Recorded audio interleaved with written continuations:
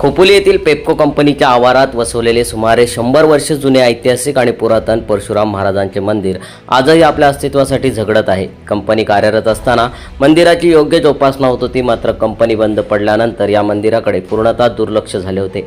अशा परिस्थितीत या सामाजिक बांधिलकीचे औचित्य साधून स्वराज्य पोलीस मित्र, पत्रकार संरक्षण आणि माहिती अधिकार संघटनेच्या वतीने रविवारी दिनांक 25 जानेवारी रोजी सकाळी 9 वाजता मंदिर परिसरात स्वच्छता आणि संवर्धनाचा उपक्रम राबवण्यात आला।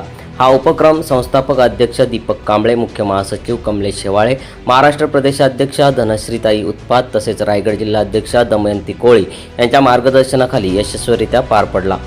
मंदिर जुने असल्याने आणि परिसरात ये-जा नसल्यामुळे मंदिराभोवती मोठ्या प्रमाणात गवत व कचरा साचला होता। संघटनेच्या पदाधिकारी आणि सदस्यांनी श्रमदान करत मंदिर परिसराची साफसफाई केली, झुडपे व गवत काढून परिसर स्वच्छ केला। त्यानंतर विधिवत आरती घेऊन या उपक्रमाची सांगता करण्यात आली।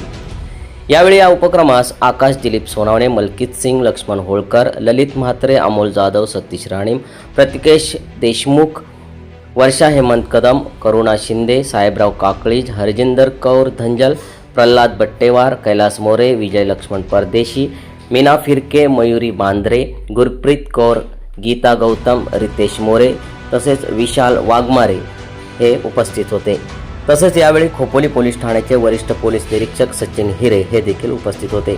त्यांनी संघटनेच्या सामाजिक कार्याची प्रशंसा करत अशा उपक्रमांमुळे ऐतिहासिक आणि धार्मिक वारसा जपला जातो असे मार्गदर्शन केले। ऐतिहासिक वारसा संवर्धनासाठी राबवण्यात आलेल्या उपक्रमाचे नागरिकांकडून विशेष कौतुक होत आहे। सम्राट मराठी लाईव्हसाठी ब्युरो रिपोर्ट, खोपोली।